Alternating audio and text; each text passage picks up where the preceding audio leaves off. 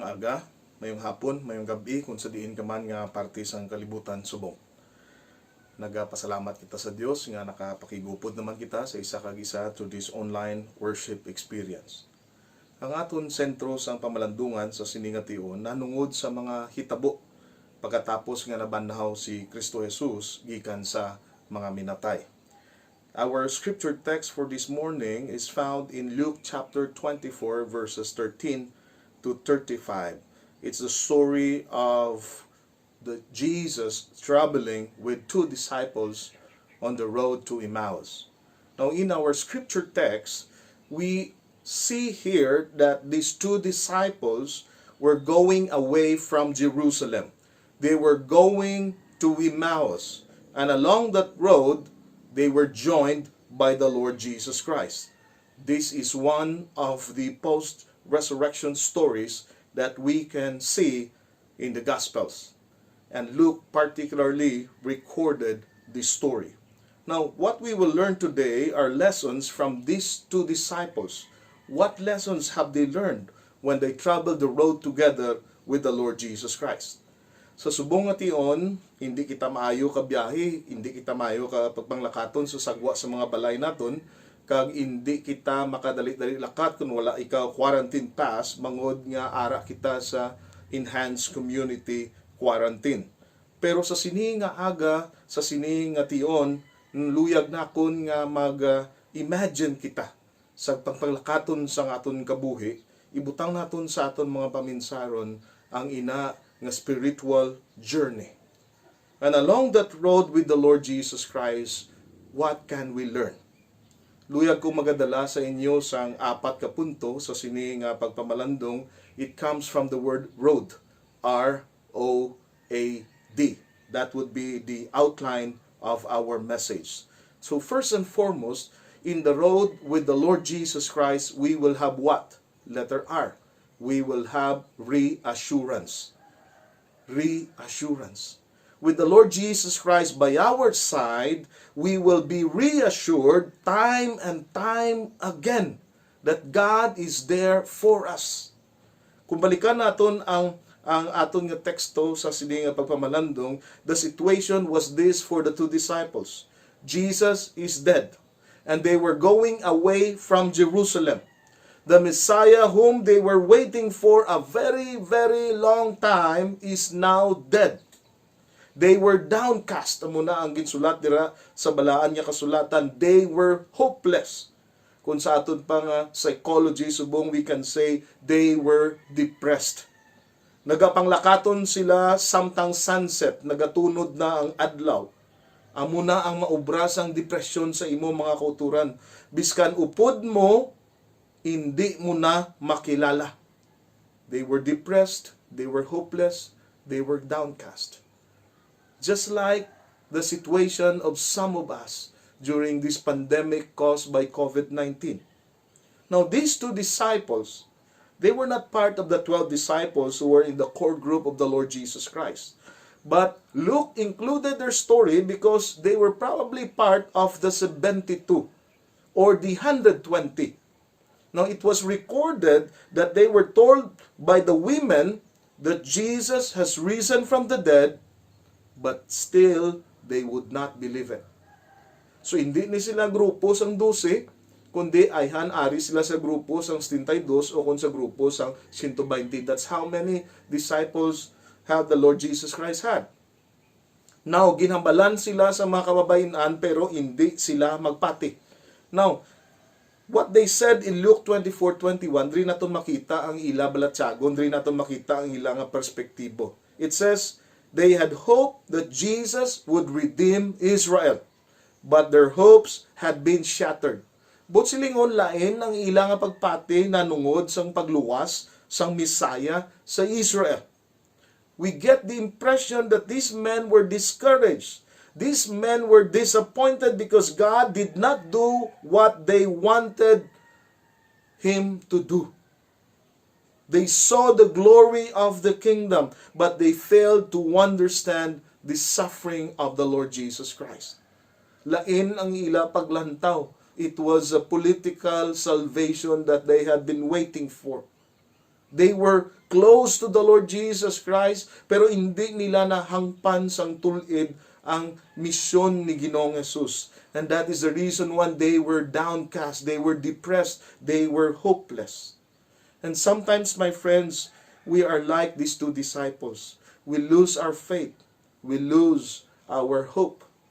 Sa siniba lang ang mga tinion, nagapamangkot kita sa atong mga hugalingon, what makes us lose our faith? Ano ba lang mga bagay kag mga hitabo nga ang atong pagtuo ginatayog or ang atong pagtuo nabutang sa lang-alang ang atong pagtuo nagakadula. Now, the number one thing that most Christians said that made them doubt their faith is this: trials and tribulations. Mga kuturan, amo nigili ang numero uno nga bagay nga nagapadula sang pagtuo sa aton kung may mga pagtilaw kag may mga kabudlayan. We ask ourselves, how can an all-good and all-loving God allow me or someone else close to me get hit with such a severe trial or tragedy? Ayan sa siling mga inadlaw magasiling kita, Lord nga na COVID-19 ako. Lord nga ang family member namon na COVID-19. Lord nga ang friend ko na igo. Lord nga ang paryente ko nagmasakit. Lord nga may cancer ako. Nga ang upod sa akong pamilya may HIV. Lord nga nangin unfaithful ang bana nakon or ang asawa nakon nangin unfaithful. Lord nga napirdi ang akon negosyo. Why do these things happen? My friends, I tell you, frankly, honestly, I do not know. I am not God. But as we study the Bible, we can see a clear picture why these things happen. Why? Because we live in a fallen world. Bad things happen as a result of the choices that we make.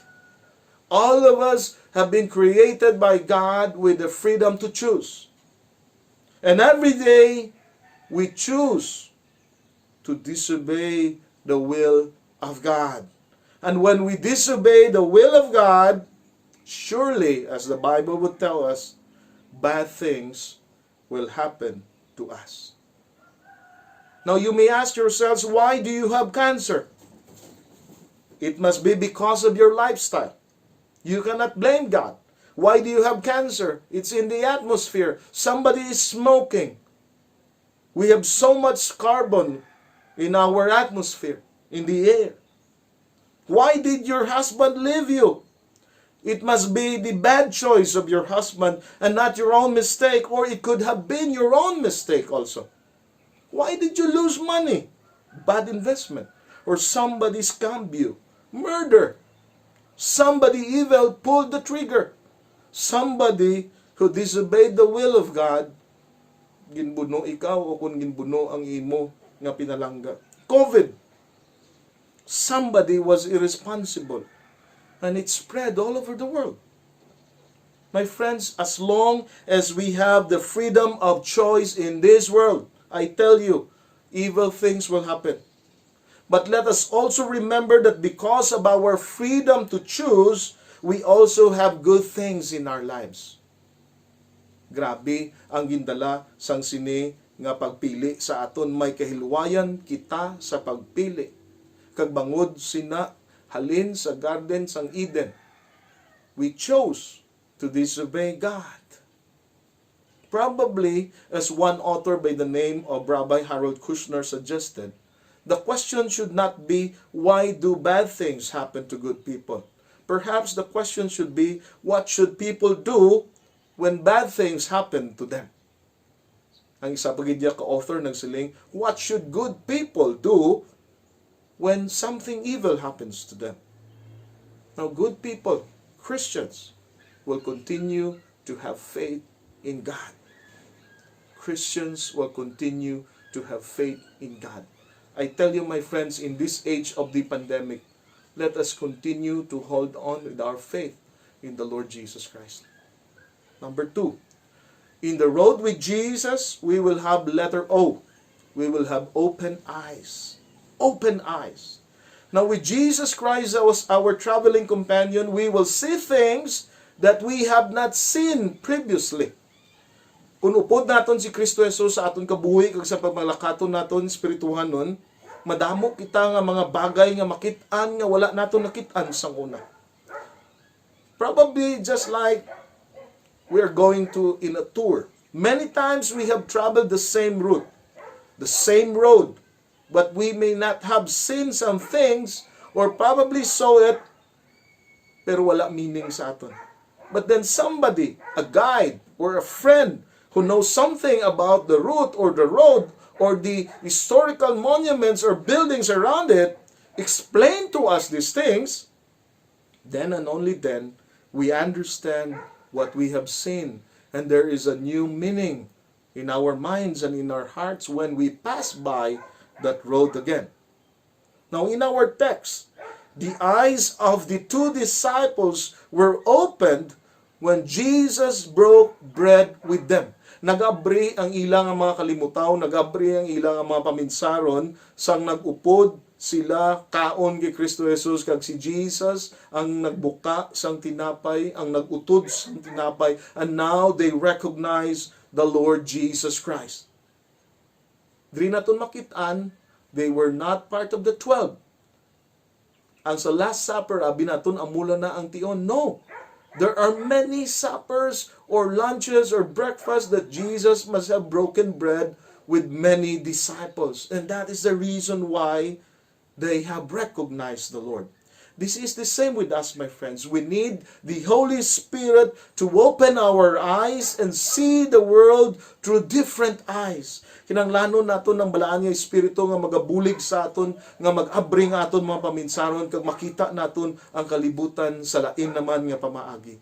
Now, how to see the world through different eyes? First, be conscious that everything in this world is created by God and can be used by God to talk to you.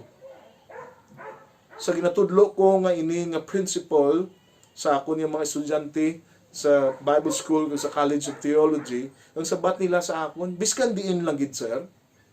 Biskan di madusmo ko sir, may matun-an ako, bako sila huwi. Bako kung madusmo ka, tilawan mo pamangkot ang imo kaugalingon, ano ang mga kasandaran sa akon kabuhi? Maano ko bala kung madusmo ako sa akong pagpangabuhi or sa akong pagtuo? Yes, my friends, we can learn a lot of things in our lives. Samtang subong nga nagawali ako, ang ido nagataghol sang tudo. Ayan mamangkot kita, pastor, may matun-an kita sa taghol sang ido. Yes. Ano bala ang mga nagataghol sa sagwa sa imo spirituanon nga kabuhi? Nga nagahambal si imo, oy, pagbag-o ka na. Oy, amuning nagakatabo sa imo.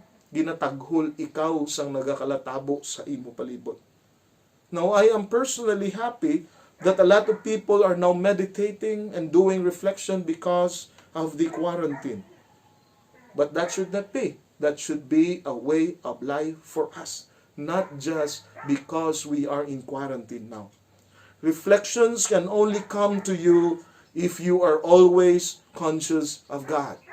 So let us have this God consciousness every day in our lives.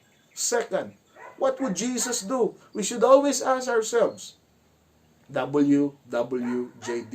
If you can remember that many times sa aton kabuhi isang una, sang high school ako kang college, may mga bracelet na nga nagasiling WWJD. What would Jesus do? Because when you ask that question, then you are inviting Jesus to be with you. Apply the biblical principles that you have learned. Do it. But we can only answer that question if we have read the Bible. Ang ikatatlo nga mangyayara sa aton kung upod naton si Kristo Jesus sa aton nga pagpanglakaton sa espirituhanon naton nga kabuhi is this. In the road with Jesus, we will have letter A, accompaniment. Ang accompaniment is not just an instrument that accompanies us in a choir or a singer. It also means a partner that is perfectly suited for you. And Jesus is our perfect partner. Diri naton makita sa aton palatukuran that the two disciples were accompanied by the Lord Jesus Christ. Nag-upod si Kristo Jesus sa ila. And the company of the Lord Jesus Christ resulted into a more lively discussion while they were traveling. Naghatag sang dako nga kalipay sa ila nga mga tagipusoon in spite of their situation. Ang ilang actual words ginsulat ni Luke nagasiling, our hearts were burning while he talked with us. Nagapasalamat kita subong nga may mga group chats, may mga discussions online among pastors and among members and among the congregations. And we are so happy with that because our discussion is so lively because we are traveling with the Lord Jesus Christ. Ang aton kalibutan subong very advanced na. Kag nagapasalamat kita nga ang mga individuals, we do not just communicate socially nga makita naton sa isa kag isa nga aton mga nawong, but we also communicate virtually. But sad to say that this technology has also created dysfunctional individuals who do not know how to talk anymore and just know how to text or send a message. And now, because of the pandemic, we are with our family and then we have to talk. We need to reach out to people. Some churches are creating care groups and some churches have deacons and officers nga naga-reach out sa ila kag ginatunga-tunga nila ang mga grupo kag mga individuals. And that is great. We have to talk and continue to talk with one another. Now, how can we be a good company? How can we be a good friend? Now, there are many books and articles that can teach us how to be a good friend. But let us go back to the Lord Jesus Christ. Kay katahom sang iya definition of friendship. He said, I no longer call you slaves, because a master does not confide in his slaves. I now call you my friends, since I have told you everything the Father told me. Nakita ini sa John 15:15. But silingon mga kauturan, being a disciple of Jesus means being called a friend of the Lord Jesus Christ. And this is the highest form of discipleship, to be a friend of the Lord. That means that you have an intimate relationship with the Lord Jesus Christ. You walk side by side with the Lord Jesus Christ. And this friend is someone who is willing to lay down his or her life for a friend. This is what biblical love is all about. Sining sa isa ka missionary to Africa by the name of Russell Champlin, he wrote about this biblical love. He said, love is a desire for and a delight in the well-being of the one whom you love, leading to active and a self-sacrificing effort of their behalf. That is what love is all about. And that is the kind of love that Jesus Christ has taught us. That is what friendship with the Lord Jesus Christ is all about. Lastly, letter D.